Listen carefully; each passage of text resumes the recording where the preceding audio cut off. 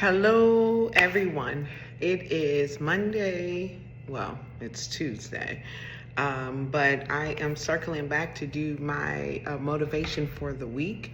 And I really hope that you guys are enjoying this and this is really helping you with being able to be a better version of yourself and finding the courage to win in every areas of your life. And I truly believe that it all starts with having having access to these pointers that can really help to motivate you. So hopefully my videos are motivating you. Please feel free to leave a comment, share it, like it. Right now my page is private, so not everyone gets access to it, but I'm on the verge of making a public page in order to be able to help motivate as many people to be the best versions of themselves. So this week I am talking about emotions. Of course, that's always been my focus because I truly believe that how you feel determines how you lead through your day, right? So if you wake up and you're feeling exhausted, maybe you got into an argument with somebody in the morning, that normally, for the most part, it kind of follows you through the day. And so I've learned different techniques and different things to do in order to make me still be able to be the best version of myself through the day, regardless of what I may have going on in my personal life, so that I can focus on doing what I need to do at work and then revisiting. So I just want to talk a little bit about the art of managing emotion as we close out September in preparation for October. So life. Well, life doesn't test us when it's calm. Most time it tests us within the storm, right? So normally when anger flares, fear whispers, frustration boils, or excitement tends to rush in and get us to start rushing because we're excited about something. Those are the moments that reveal who we truly are. And here's the truth. The art of managing emotion is not about ignoring what you feel. It's about channeling your feelings so they empower you, not control you. Thomas Jefferson once said, when angry, count to 10. And if you're very angry, count to 100. That pause is where strength begins. It's where you reclaim power instead of giving it away, right? How many times have you said some things to people in the midst of an argument and you can't take it back because it's exactly how you were feeling and processing during that time? And then once you've calmed down, the storm has passed, and now you're realizing the things that you said and you cannot take it back. I've been that person, right? And so that's why it's important to take that time to be able to breathe and focus a little bit about just some other things before you respond. Maya Angelou, I've been reading a lot of work from different people as I've been developing into this new thing that I'm doing. Maya Angelou reminds us that you may not control all of the events that happen to you, but you can decide not to be reduced by them. You're never a victim of circumstance. You are the author of your response. And sometimes we get lost in being victim. It's easy to be victimized by life, especially if you've gone through a lot of things, whether it's abuse or rape. And sometimes we get stuck in how that makes it feel because it is major, it is large, right? It is, especially how you feel then and how it followed you. But you most definitely do not have to be a victim of it. You have to make the decision of how you respond and what comes next from that.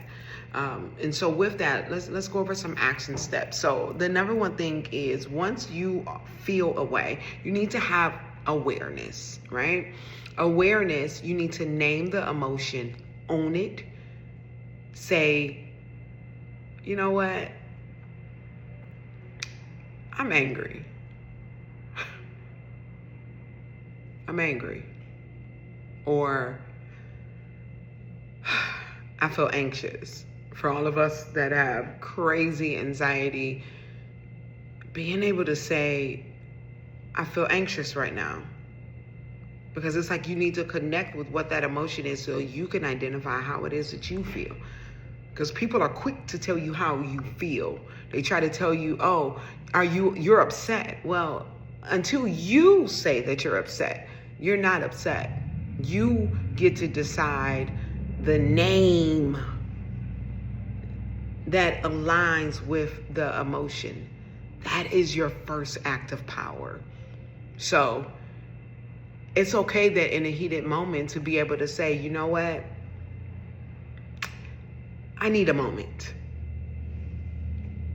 I need a moment, right? Because see, that transforms a potential regret into wisdom. The next thing is to pause. We talked a little bit about Thomas Jefferson and how he said about taking, if you're angry, count to 10. Well, also, that's just basically saying that it's important for you to be able to slow down and breathe, right? Count and let your mind catch up with your heart. Alex Baldwin once said, the ability to control your emotions is one of the greatest powers you can possess. That pause is your power. The next thing is reframe, right? You want to shift your perspective. What is this teaching me?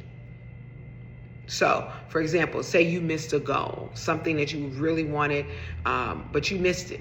Maybe it's sharpening your resilience, right? Making you a little better. Maybe it's making you better able to deal with rejection, because don't we know as an adult, rejection, it seems to be more common than not being rejected. Maybe it's a broken relationship, somebody that you absolutely just loved to be with, and the relationship is just not going the way that you want it to go, or maybe the way they want it to go. Maybe during that time, maybe it's teaching you self-worth. And so it makes me think about, also, again, Maya Angelou, where she talks about bitterness, right? Bitterness is like cancer.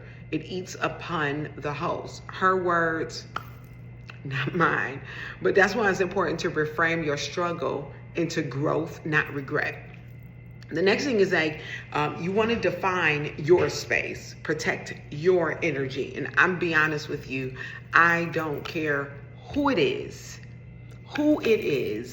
If it is blocking you from your peace, if it is causing for you to be out of whack, your energy is always uncomfortable when they're around, whatever that is, protect your energy. It is your energy. You have to go to sleep at night. Be cautious. Don't spill your storms on those who can't carry them. Barack Obama once said, we need to temper our words and open our hearts. All of us, not some, all of us. Because everybody that's around you is not supposed to be your counselor. Just because this is your significant other, they're supposed to be your counselor. Yes, they listen to you and all of that, but it doesn't necessarily mean they're supposed to be your counselor. Not everybody can handle the weight. Like if we're already dealing with so much, right? Not everybody can deal with the weight, and not everybody wants to be around somebody that don't know how to control their emotions. And every time I'm around you, you're sad or you're frustrated, you're emotional. That is exhausting. It is exhausting. I know, because I used to be that person, and I'm not in denial when I say that. I was so stuck. I was so stuck in what I had going on and what had happened to me or what was happening to me, that was all that I ever talked about. How draining was that? This is my public apology to like my friends and family or anybody that I just would just pour or bleed on. I apologize. The next thing is you want to have compassion. And so I think it was last week when I talked about it's okay not to be okay. And so you want to have compassion for yourself and for others, because we will stumble and so will others. Everyone stumbles, regardless. You could be a billionaire, you could be whoever it is, you will stumble, but you have to have enough compassion to say, you know what? I'm okay. This is what happened. It gives you permission to soften up your edges. It actually helps to lift burdens. You're being so hard on yourself. You're supposed to be perfect all the time, and you do not have to be perfect all the time. It also builds bridges. It allows for you to get to the next level in your life. And the last thing is paint yourself anew, right? You are not defined by past reactions, mistakes, or pain. Every day, pick up your paintbrush and ask yourself, who do I want to be? James Baldwin, I know y'all getting tired of my quotes, but that's where I am today. James Baldwin once said, not everything that is faced can be changed, but nothing can be changed until it is faced. So face your emotions, transform your story, create the strongest, most empowered version of yourself. And so as we leave September and we start slowly creeping into October, I just want you to take some time to reflect. Where did emotions control you?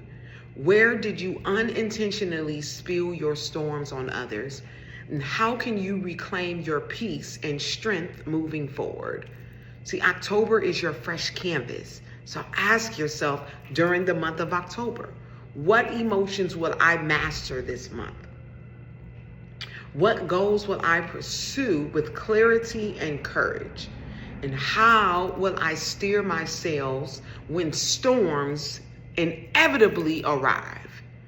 Remember, every challenge, every setback, every test is a chance to rise stronger. As Oprah Winfrey reminds us, turn your wounds into wisdom. Your emotions are not chains. They are tools. See, you can wield them to build power, to build purpose, and to build resilience. So, here's your challenge, along with the questions that we talked about before. Don't carry September's storms into October. Learn, reframe, and release. Step into this new month with vision, with strength and unstoppable momentum. Because the real power, it isn't in feeling nothing. It's in feeling everything and still choosing wisely.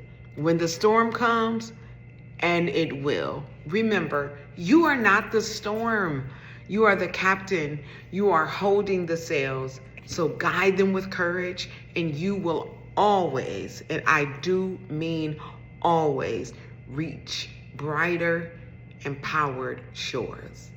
Thank you guys for joining me yet again on this wonderful day. I hope you enjoyed this motivation. Leave a comment for me, share it, like it, and look for more opportunities to grow and to win this year. It is still winning season. And so thank you for winning with me.